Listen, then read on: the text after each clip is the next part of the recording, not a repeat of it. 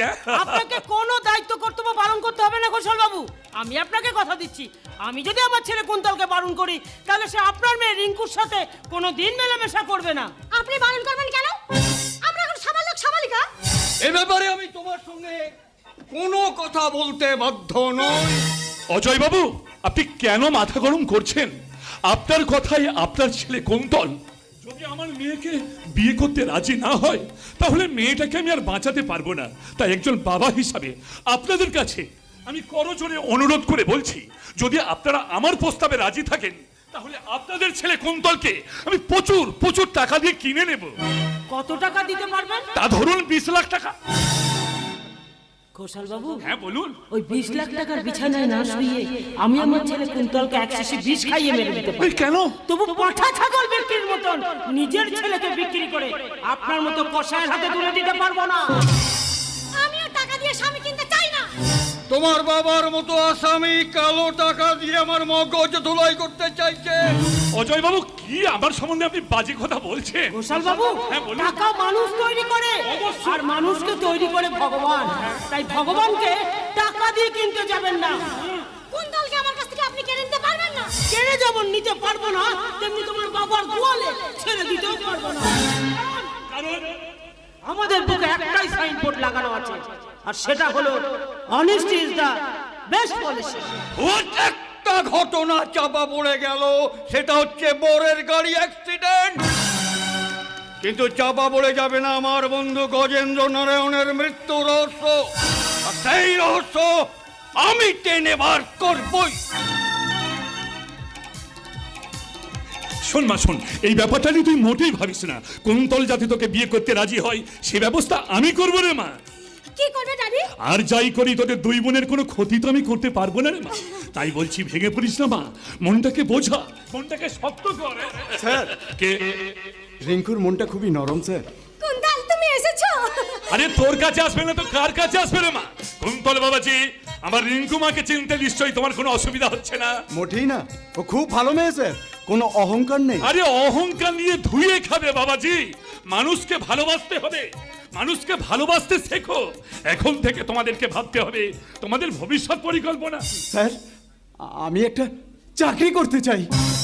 কি? তুমি চাকরি? তুমি কি চাকরি করবে বাবাজি? তুমি শিল্পপতি রাঘব ঘোষালের জামাই হতে চলেছো। তুমি 10 জনকে চাকরি দেবে। আমার এত বড় একটা ফ্যাক্টরি, তার টোটাল ব্যাপারটা তোমাকেই তো দেখাশোনা করতে হবে। কি বলছেন স্যার, এত বড় বিজনেস? তুমি দেখবে তোমাকে নিজের পায়ে দাঁড়াতে হবে কুন্তল। টাকা উড়ে বেড়াচ্ছে, আরে বাবা ধরে নাও। যাক, কালই তুমি আমার অফিসে জয়েন হয়ে যাও। রিঙ্কু, রিঙ্কু, এ আমার অলিভ কল্পনা। কল্পনার জগৎ থেকে বাস্তবের মাটিতে পা দাও বাবাজি। বাস্তব বড় কঠিন। দুদিন বাদে তুমি একটা মেয়ের দায়িত্ব নেবে। আজ তোমরা দুজন, পরে তোমাদের সংসার হবে, সন্তান হবে। পারবে বাবা টাকা ছাড়া এসব সামলাতে? আমি বুঝতে পারছি না আমি এখন কি করব। আমি যা বলবো তুমি তাই করবে। আমার কথা মতো মেনে চললে দুদিন বাদে তুমি কোটি কোটি টাকা নিয়ে খেলা করতে পারবে কুন্তল। মনে রেখো কুন্তল, রিঙ্কু তোমার স্বপ্ন। তুমি বলো রিঙ্কু, এখন আমার কি করা উচিত? বাবার কথা মেনে চলাই উচিত। রিঙ্কু, এই নাও বাবা 50,000 টাকা। রিঙ্কু মাকে সঙ্গে নিয়ে তুমি তোর প্রয়োজন মতো জামা কাপড় জুতো সব কিনে নেবে। আরে বাবা না, আমি ভুল পথে যাচ্ছি না তো? আরে না না না, তোমার ভুল মানে আমার ভুল। এই যে টাকাটা নিয়েছি, চলো আমরা শপিং মলে শপিং করি। তোমাদের একটা পার্সোনাল গাড়ি থাকবে, আমার বাংলাটা আমি তোমাদেরকে দিয়ে দেব। ওখানে তোমরা সংসার পারবে। কিন্তু কিন্তু আমার বাবা মা? বোকা, বোঝে না কি মুশকিল। আরে বাবা, বাবা মাকে ভাড়া বাড়িতে রাখবে কেন? তাদেরকেও এখানে নিয়ে এসো। আমি রাজি স্যার। বাস, তাহলে একটা পার্টি হয়ে যাক। পার্টি মানে? পার্টি মানে এনজয়, ড্রিঙ্কস। হোয়াট? আরে হাই সোসাইটিতে এগুলো মেনটেন করতে হয়। এই ছোট লোকদের মতো তুমি মদ খেয়ে মাতলামো করবে কেন বাবাজি?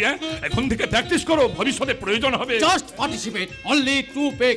বিনয়, আমার মনে হচ্ছে কুন্তল বাবাজি লজ্জা পাচ্ছে। তুমি নিজের হাতে ওকে এক পেক খাইয়ে।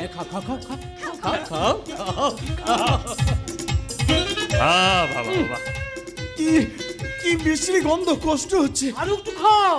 সব ঠিক হয়ে যাবে। সত্যি বলছেন?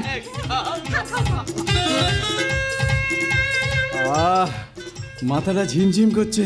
পৃথিবীটা কত সুন্দর। আপনাদের আপনাদের অশেষ ধন্যবাদ। আর আমি ধন্যবাদ জানাচ্ছি আপনাকে কুন্তল বাবু। আদর্শ আমি এত তাড়াতাড়ি নিজের মানসিকতাটাকে পাল্টে ফেললেন। আপনি আপনি আপনার গণ্ডির বাইরে পা বাড়াবেন না, ফলটা কিন্তু ভালো হবে না। একই আদর্শ তুমি এখানে? দেখতে এলাম স্যার, দেখতে এলাম ওই ন্যাশনাল জিওগ্রাফিক চ্যানেলে দেখা যায় না কিভাবে বড় বড় অজগর সবগুলো আস্তে আস্তে ছোট ছোট প্রাণীগুলোকে গিলে খাচ্ছে।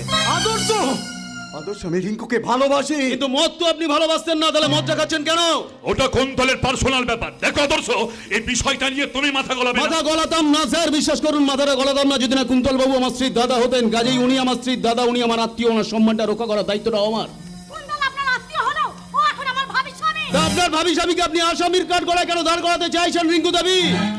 বুঝতে পারছেন না? বুঝতে পারছেন না? একটা মকড়সা তার জাল বিস্তার করেছে শিকারটাকে আস্তে আস্তে গিলে খাওয়ার জন্য।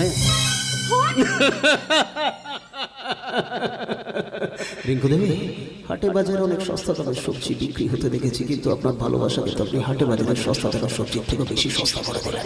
আপনার ভালোবাসা যদি সত্যি হতো তাহলে টাকা দিয়ে তাকে কিনতে হতো না।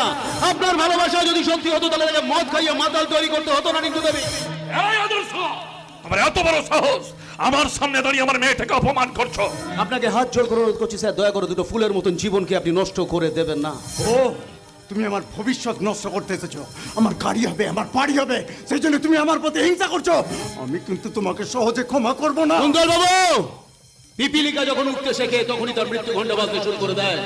ড্যাডি, ওকে বলে দিন নিজের চরকায় তেল দিতে, অন্যের চরকায় তেল দিতে না। কুন্তল বাবু, আপনার কাছে হাত জোড় করে অনুরোধ করছি, দয়া করে আপনার বাড়ি ফিরে চলে আসুন। কুন্তলের সময় বুঝে বাড়ি যাবে। আপাতত তুমি তোমার নিজের কাজে আমি যাও। মনে করি স্যার এটা আমার আর একটা কাজ। আমি মনে করি এটা আমার আর একটা কাজ। আর আপনার কাছে হাত জোড় করে অনুরোধ করছি স্যার, দয়া করে অফিসের মধ্যে মদের আসরটা বসাবেন না। আদর্শ, তুমি আনকালচার, তাই একথা বলছো? কুন্তল বাবু, আপনি যদি আমার থেকে সম্মানে বড় না হতেন তাহলে আগা পাঁচতল আপনাকে মারতে মারতে আপনার বাবার পায়ের আদর্শের তলায় নিয়ে গিয়ে ফেলতাম। যে আদর্শে একজন মানুষ সত্যিকারের মানুষ রূপান্তরিত হয়। আরে কুন্তল বাবু, আপনি তো ঈশ্বরের পুজো করা বাদ দিয়ে জানোয়ারের পুজো করছেন। তাই আমি আপনার হাত থেকে এই মদের বোতলটা কেড়ে নিলাম। কুন্তল বাবু আপনি সাবধান হন। কুন্তল বাবু আপনি সাবধান হন। মনে রাখবেন এই বাংলার মাটিতে জন্মেছিলেন স্বামী বিবেকানন্দ, যিনি সারা পৃথিবীর সামনে আমাদের ভারতবর্ষের সৃষ্টি কৃষ্টিকে তুলে ধরেছিলেন। একটা ধুতি লাঠি চশমা চাদরকে ভরসা করে আমাদের দেশের জাতির জনক হয়েছিলেন মহাত্মা গান্ধী। ঠাকুর শ্রী রামকৃষ্ণদেবকে বাড়ি গাড়ি টাকা লোভ করতে হয়নি, তাই তো তিনি আমাদের প্রত্যেকটা ঠাকুর ঘরে ভগবান রূপে পূজিত হন। আরে কুন্তল বাবু, যে সমাজের প্রত্যেকটা লোক খালি স্বার্থের কথা ভাবে, আমার বাড়ি, আমার গাড়ি, আমার স্ত্রী, আমার সন্তান, আমার টাকা, সেই সমাজের প্রত্যেকটা লোককে ভালোবাসার মন্ত্র দীক্ষা দিয়ে বলুন, নেই তো কোথাও ভালোবাসা, স্নেহ পরিজন প্রীতির ভাষা, সবাই যে আজ টাকার গোলাম, অর্থই বড় সকলে, পরাজ ভাই বোন সংসার পরিজন সবাই নিজের নিজে, মানুষ যে আজ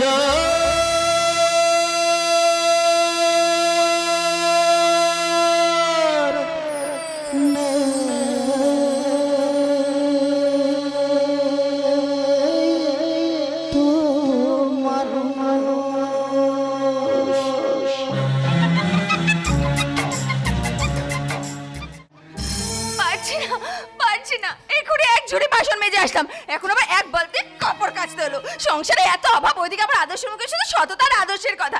এই একজনের ইনকামে কি আর এইভাবে সংসার চলে? পুবালি মা, বাবা, বাবা, মাথা ঠান্ডা কর মা, মাথা ঠান্ডা কর। অকারণে তুই আদর্শকে অসম্মান করিস না। কিন্তু তুমি বলো বাবা, ছোট থেকে এত বড় হতে আমি কি কোনোদিন এত কষ্ট করেছি? সংসারে এত অভাব, বাড়িতে একটা কাজের লোক নেই, ভাইটা বেকার, বোনটা বোবা। মারে, তুই তো কাউকে দোষী করতে পারবি না, কারণ তুই নিজে পছন্দ করে আদর্শকে বিয়ে করেছিস। একটা কথা শোন মা, যে সয় সে মহাশয়, আর যে না সয় তার নাশ হয়। তাই বলে কি আমি কি কোনোদিনও সুখের স্বপ্ন দেখতে পারবো না বাবা? মারে, ঠাকুরের প্রতি ভক্তি রাখ। জানিস, আমি আর তোর মা কত অভাবের মধ্যে সংসার করছি। তোর মা কিন্তু একটুও ভেঙে পড়েনি। কিন্তু বাবা, তুমি আমাকে কেন বুঝতে দাওনি? অভাবের মধ্যে সুখের স্বপ্ন দেখা ভুল। কেন আমায় রাজকন্যার মতো মানুষ করেছো? বলো না বাবা, বলো না, বলো না, বলো না কেন? সেটাই আমার ভুল রে মা, সেটাই আমার ভুল। আজ আমি বুঝছি প্রত্যেক মা বাবার উচিত তাদের সন্তানদের বোঝানো সংসারের অভাব যন্ত্রণার কথা। মারে, দুঃখের পর সুখ পেতে খুব আনন্দ লাগে, কিন্তু সুখের পর দুঃখকে মানা যায় না মা, দুঃখকে মানা যায় না।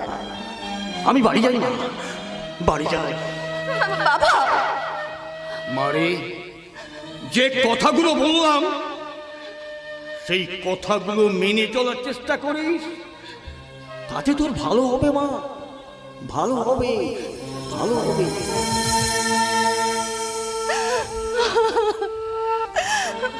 বাবার কথাগুলো তো একদম সত্যি, কিন্তু সব কাজ আমায় একা হাতে করতে হবে আমি ভাবিনি। ঘর মোছা, বাসন